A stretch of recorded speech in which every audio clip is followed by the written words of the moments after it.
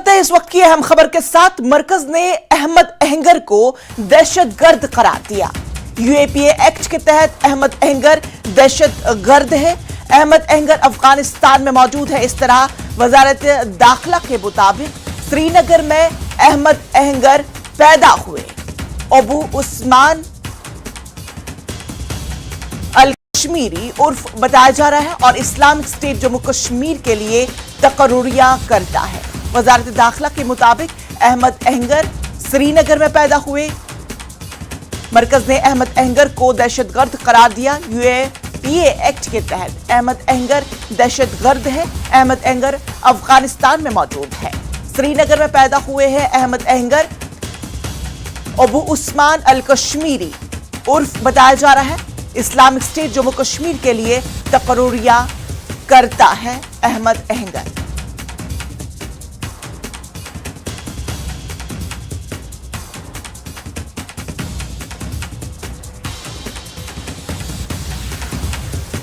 तो बड़ी खबर आपको बता दें इस वक्त की। मरकज ने अहमद अहंगर को दहशतगर्द करार दिया।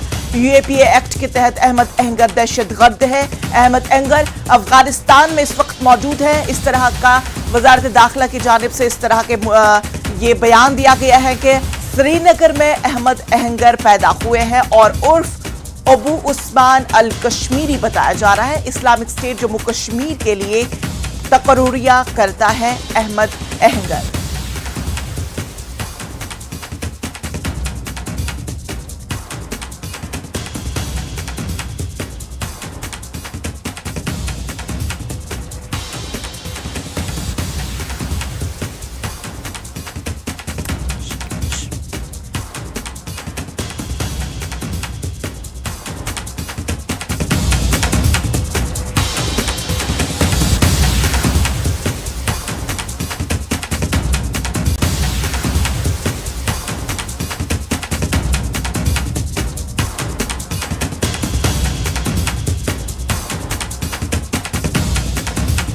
साथ जुड़ चुके हैं शैलेंद्र। काफी अहम डायलॉग होने जा रहा है और किन किन चीजों पर तबादुले ख्याल किया जा रहा है?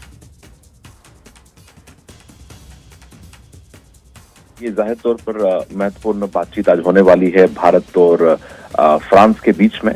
और आपको बता दें कि जो ये बातचीत है ये इससे पहले 2021 में ये बातचीत हो चुकी है और जाहिर तौर पर क्योंकि दोनों एनएसए इसमें शामिल होंगे तो आतंकवाद का मुद्दा जो है वो इसमें मुख्य रूप से रहेगा। इस पर चर्चा होगी। आपको बता दें कि इसमें भारत की तरफ से जो एनएसए अजीत डोभाल हैं वो इस बैठक को चेयर करेंगे। इंडियन डेलीगेशन को वो यहाँ से चेयर करने वाले हैं। और वहीं जो फ्रांस की साइड से जो इसमें शामिल होंगे वो डिप्लोमेटिक एडवाइजर हैं फ्रांस प्रेसिडेंट के एनेमल बॉन, वो इसमें शिरकत करेंगे।